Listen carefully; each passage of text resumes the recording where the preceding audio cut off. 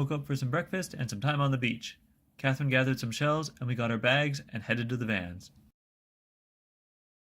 We loaded up and headed down the road to Bangkok. The road trip was pretty long, and we actually needed to stop for gas at one point, but it was all fine.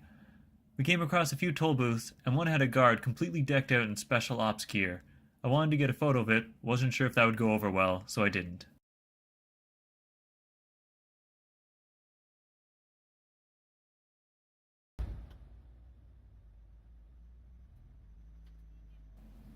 Traffic here was thick, just like any other big city. Our driver could handle the van very well.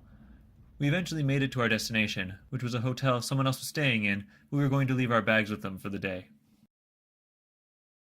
We ate lunch at McDonald's, which had free Wi-Fi if you were willing to give them enough information to commit identity theft against you on the spot.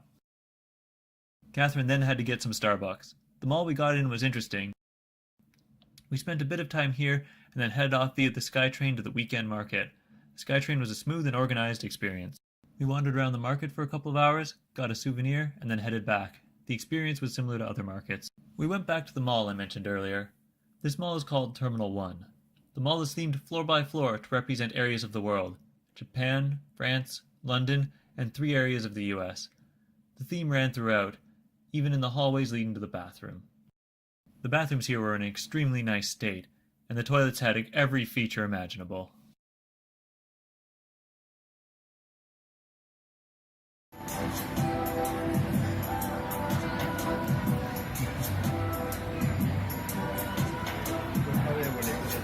There are stores in this mall that you simply won't see in Canada, some more understandably than others.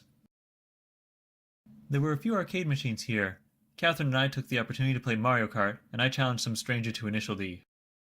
We also grabbed some food while we were here. The pizza cone I had was ridiculously expensive for what it was. I'm not completely sure why. It was still tasty, however. Before we got our bags, we stopped at a convenience store and picked up some snacks for the plane ride home. We got our bags, headed onto the SkyTrain, and off to the airport. We got to the airport 3.5 hours early and couldn't drop off our luggage for an hour. We pooled our remaining money and grabbed a Subway sub, and then prepared for the brutal plane ride home, leaving at 2 a.m. Like our flight to Vietnam, our flight to home had a 3-hour stopover in Shanghai.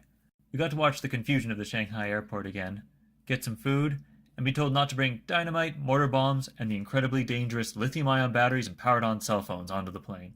Having the longer leg of the flight be second was harsh, making the last 2 hours feel pretty bad. We managed to synchronize a movie for us to watch. We got home and went to bed after being awake for around 48 hours.